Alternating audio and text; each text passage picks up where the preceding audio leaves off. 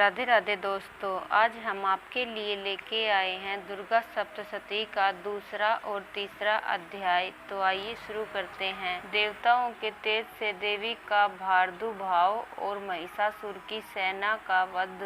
महर्षि मेधा बोले, प्राचीन काल में देवताओं और असुरों में पूरे 100 वर्षों तक घोर युद्ध हुआ था। उनमें असुरों का स्वामी महिषासुर था और देवराज इंद्र देवताओं के नायक थे।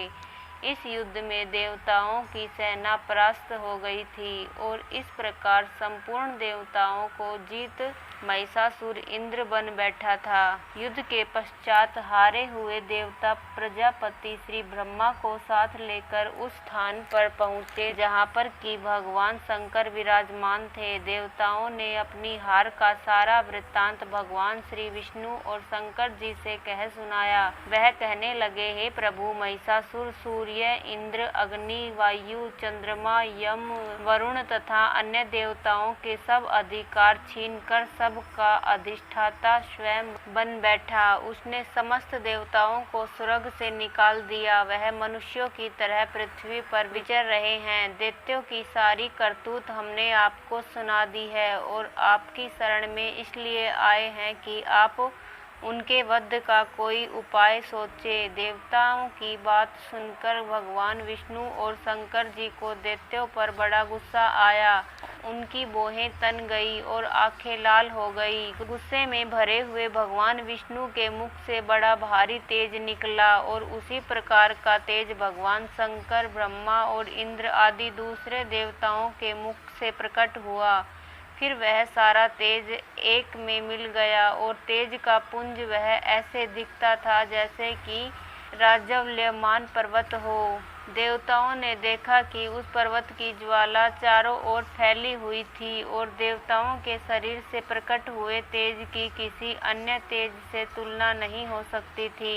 एक स्थान पर इकट्ठा होने पर वह तेज एक देवी के रूप में परिवर्तित हो गया और अपने प्रकाश से तीनों लोकों में व्याप्त जान पड़ा। वह भगवान शंकर का तेज था। उससे देवी का मुख प्रकट हुआ।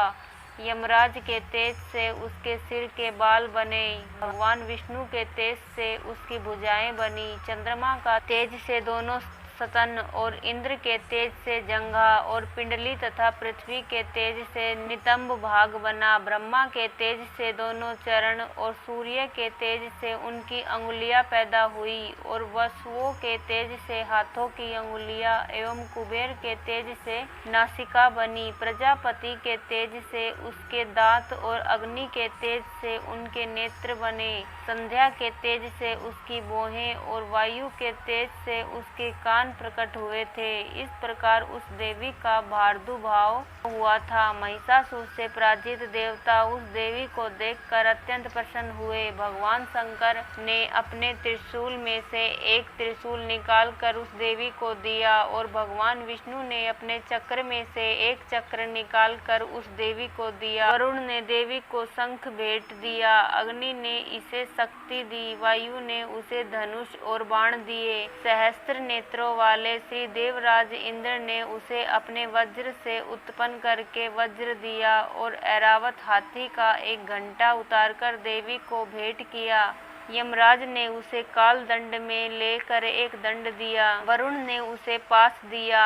प्रजापति ने स्फटिक की माला दी और ब्रह्मा जी ने उसे कमंडलू दिया। सूर्य ने देवी के समस्त रोमों में अपनी किरणों का तेज भर दिया। काल ने उसे चमकती हुई ढाल और तलवार दी तथा उज्ज्वल हार और दिव्य वस्त्र उसे भेंट किए और इनके साथ ही उसने दिव्य चूड़ामणि दी। 2 कुंडल कर्ण उज्ज्वल अर्धचंद्र बोहों के लिए बाजूबंद, चरणों के लिए नुपुर, गले के लिए सुंदर हसली और अंगुलियों के लिए रत्नों की बनी हुई अंगूठियां उसे दी। विश्वकर्मा ने उनको फरसा दिया और उसके साथ ही कई प्रकार के अस्त्र और अभेद कवच दिए और इसके अतिरिक्त उसने उसे कभी न कुम्हलाने वाले सुंदर कमलों की मालाएं भेंट की। समुद्र ने सुंदर कमल का फूल भेंट किया।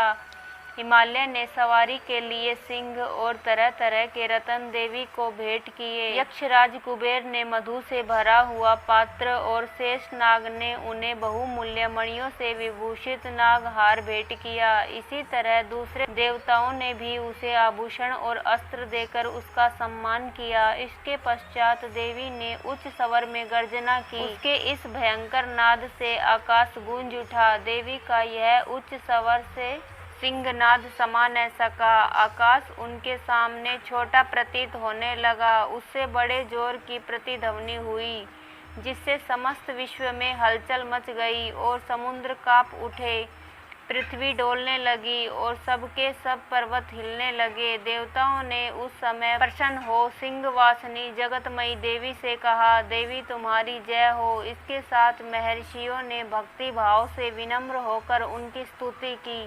संपूर्ण त्रिलोकी को शोकमग्न देखकर दैत्यगण अपनी सेनाओं को साथ लेकर और हथियार आदि सजाकर उठ खड़े हुए।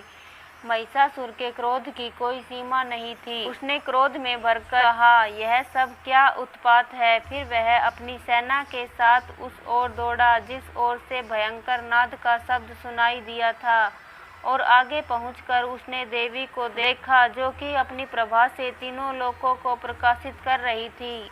उसके चरणों के भार से पृथ्वी दबी जा रही थी। माथे के मुकुट से आकाश में एक रेखा सी बन रही थी और उसके धनुष की टंकोर से सब लोग क्षुब्ध हो रहे थे। देवी अपने सहस्त्रों भुजाओं को संपूर्ण दिशाओं में फैलाए खड़ी थी। इसके पश्चात उनका दैत्यों के साथ युद्ध छिड़ गया और कई प्रकार के अस्त्र शस्त्रों से सब की सब दिशाएं उद्भासित होने लगी। महिषासुर की सेना का सेनापति चिक्षुर नामक एक महान असुर था। वह आगे बढ़कर देवी के साथ युद्ध करने लगा और दूसरे दैत्यों की चतुर्गणी सेना साथ लेकर चामर भी लड़ने लगा और 60,000 महारथियों को साथ लेकर उदग्र नामक महादैत्य आकर युद्ध करने लगा और महाहनु नामक असुर 1 करोड़ रथियों को साथ लेकर, असीलोमा नामक असुर 5 करोड़ सैनिकों को साथ लेकर युद्ध करने लगा।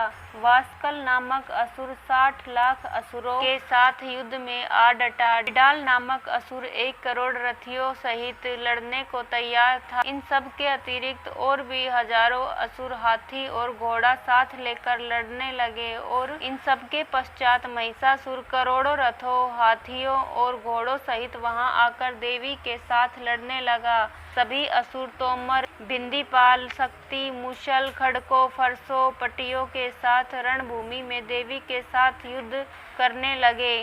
कई शक्तियां फेंकने लगे और कई अन्य शस्त्र आदि। इसके पश्चात सबके सब दैत्य अपनी तलवारें हाथों में लेकर देवी की ओर दौड़े और उसे मार डालने का उद्योग करने लगे, मगर देवी ने क्रोध में भरकर खेल ही खेल में उनके सब अस्त्रों शस्त्रों को काट दिया। इसके पश्चात ऋषियों और देवताओं ने देवी की स्तुति आरंभ कर दी और वह प्रसन्न होकर असुरों के शरीरों पर अस्त्र शस्त्रों की वर्षा करती रही। देवी का वाहन भी क्रोध में भरकर दैत्य सेना में इस प्रकार विचरने लगा जैसे कि वन में दावानल फैल रहा हो। युद्ध करती हुई देवी ने क्रोध में भर जितने श्वासों को छोड़ा, वह तुरंत ही सैकड़ों हजारों गणों के रूप में परिवर्तित हो गए। फरसे, बिंदीपाल, खड़क तथा पाटिस इत्यादि शस्त्रों के साथ दैत्यों से युद्ध करने लगे।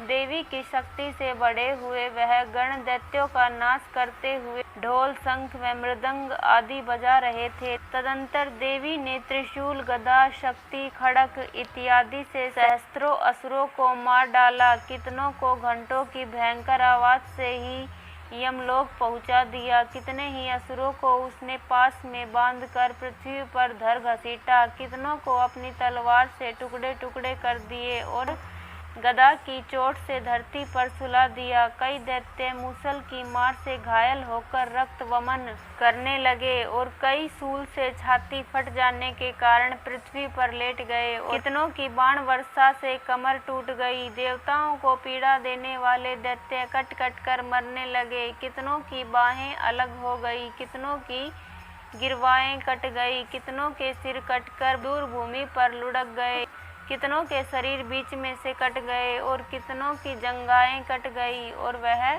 पृथ्वी पर गिर पड़े। कितने ही सिरों व पैरों के कटने पर भी भूमि पर से उठ खड़े हुए और शस्त्र हाथ में लेकर देवी से लड़ने लगे। और कई दैत्यगण भूमि में बाजों की ध्वनि के साथ नाच रहे थे। कई असुर जिनके सिर कट चुके थे बिना सिर के धड़ से ही हाथ में अस्त्र लिए लड़ रहे थे। दैत्य रह रहकर ठहरो ठहरो कहते हुए देवी को युद्ध के लिए ललकार रहे थे। जहाँ पर वह घोर संग्राम हुआ था वहाँ की भूमि रथ आदि घोड़े और असुरों की लाशों से भर गई थी और असुर सेना के बीच में रक्तपात होने के कारण रुधिर की नदियाँ बह रही थी। और इस तरह देवी ने असुरों की विशाल सेना को क्षण भर में इस तरह से नष्ट कर डाला जैसे तृण काष्ठ के बड़े समूह को अग्नि नष्ट कर डालती है। और देवी का सिंह भी गर्दन के बालों को हिलाता हुआ और बड़ा शब्द करता हुआ असुरों के शरीर से मानो उनके प्राणों को ढूंढ रहा था। वहाँ देवी के गणों ने जब दैत्यों के साथ युद्ध किया तो देवताओं ने प्रसन्न होकर आकाश से उन पर पुष्प वर्षा की। दूसरा अध्याय समाप्त हुआ। दुर्गा सप्तशती का तीसरा अध्याय। सेनापतियों सहित महिषासुर का वध। तीसरा अध्याय। महर्षि मेधा ने कहा, महिषासुर की सेना नष्ट होती देखकर उस सेना का सेनापति चिक्षुर क्रोध में भर देवी के साथ युद्ध करने के लिए आगे बढ़ा। वह देवी पर इस प्रकार बाणों की वर्षा करने लगा मानो सुमेरु पर्वत पानी की धार बरसा रहा हो। इस प्रकार देवी ने अपने बाणों से उसके बाणों को काट डाला तथा उसके घोड़ों व सारथी को मार दिया। साथ ही उसके धनुष और उसकी अत्यंत ऊंची ध्वजा को भी काटकर नीचे गिरा दिया। उसका धनुष कट जाने के पश्चात उसके शरीर के अंगों को भी अपने बाणों से बींध दिया। धनुष घोड़ों और सारथी के नष्ट हो जाने पर वह असुर ढाल और तलवार लेकर देवी की तरफ आया। उसने अपनी तीक्ष्ण धार वाली तलवार से देवी के सिंह के मस्तक पर प्रहार किया और बड़े वेग से देवी की बाईं भुजा पर वार किया, किंतु देवी की बाईं भुजा को छूते ही उस दैत्य की तलवार के दो टुकड़े हो गए। इससे दैत्य ने क्रोध में भरकर शूल हाथ में लिया और उसे भद्रकाली देवी की ओर फेंका। देवी की ओर आता हुआ वह शूल आकाश से गिरते हुए सूर्य के समान प्रज्वलित हो उठा। उस शूल को अपनी ओर आते हुए देखकर देवी ने भी शूल छोड़ा और महाअसुर के शूल के 100 टुकड़े कर दिए और साथ ही महाअसुर के प्राण भी हर लिए। चिक्षुर के मरने पर देवताओं को दुख देने वाला चामर नामक दैत्य हाथी पर सवार होकर देवी से लड़ने के लिए आया और उसने आने के साथ ही शक्ति से प्रहार किया, किंतु देवी ने अपनी हुकार से ही उसे तोड़कर पृथ्वी पर डाल दिया। शक्ति को टूटा हुआ देखकर दैत्य ने क्रोध से लाल होकर शूल को चलाया, किंतु देवी ने उसको भी काट दिया। इतने में देवी का सिंह उछलकर हाथी के मस्तक पर सवार हो गया और दैत्य के साथ बहुत ही तीव्र युद्ध करने लगा। फिर वह दोनों लड़ते हुए हाथी पर से पृथ्वी पर आ गिरे और दोनों बड़े क्रोध से लड़ने लगे। फिर सिंह बड़े जोर से आकाश की ओर उछला और जब पृथ्वी की ओर आया तो अपने पंजे से चामर का सिर धड़ से अलग कर दिया। क्रोध में भरी हुई देवी ने शिला और वृक्ष आदि की चोटों से उदग्र को भी मार दिया।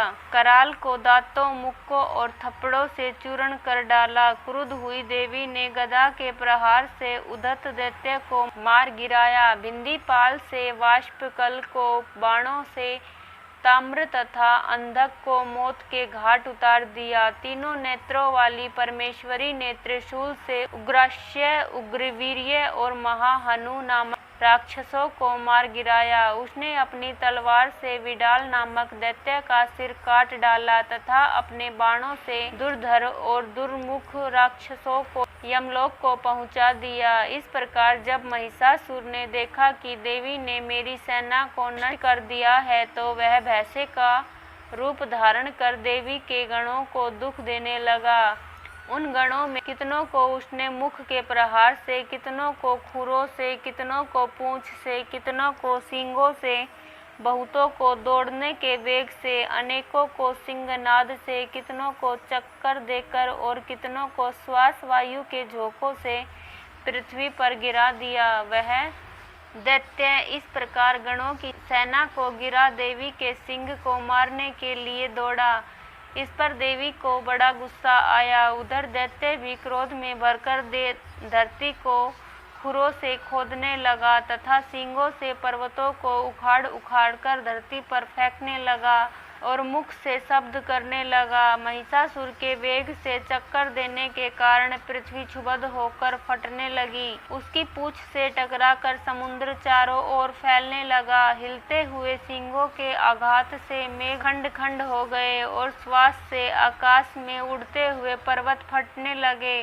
इस तरह क्रोध में भरे हुए राक्षस को देख चंडिका को भी क्रोध आ गया। वह उसको मारने के लिए क्रोध में भर गई। देवी ने पास फेंककर दैत्य को बांध लिया और उसने बंध जाने पर दैत्य का रूप त्याग दिया और सिंह का रूप बना लिया। और ज्यों ही देवी उसका सिर काटने के लिए तैयार हुई, उसने पुरुष का रूप बना लिया जो कि हाथ में तलवार लिए हुए था। देवी ने तुरंत ही अपने बाणों के साथ उस पुरुष को उसकी तलवार ढाल सहित बींध डाला। इसके पश्चात वह हाथी के रूप में दिखाई देने लगा और अपनी लंबी सूंड से देवी के सिंग को खींचने लगा और गर्जने लगा। देवी ने अपनी तलवार से उसकी सूंड काट डाली। जब राक्षस ने एक बार फिर भैंसे का रूप धारण कर लिया और पहले की तरह चर अचर जीवों सहित समस्त त्रिलोकी को व्याकुल करने लगा।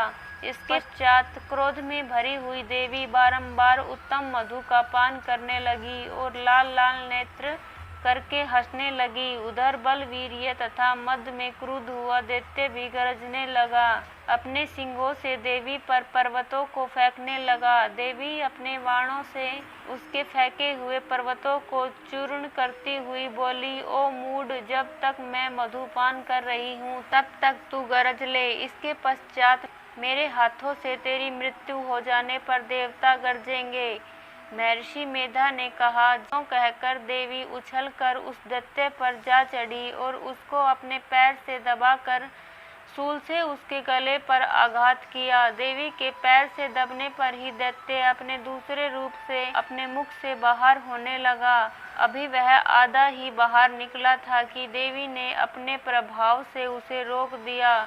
जब वह आधा निकला हुआ ही दैत्य युद्ध करने लगा तो देवी ने अपनी तलवार से उसका सिर काट दिया। इसके पश्चात सारी राक्षस सेना हाहाकार करती हुई वहां से भाग खड़ी हुई और सब देवता अत्यंत प्रसन्न हुए तथा ऋषियों महर्षियों सहित देवी की स्तुति करने लगे। गंधर्व राज गान करने तथा अप्सराएं नृत्य करने लगी। जय माता रानी की। तो दोस्तों, ये था सप्तशती का दूसरा और तीसरा अध्याय। यदि आपको अगले अध्याय सुनने हैं तो मेरे चैनल को सब्सक्राइब कर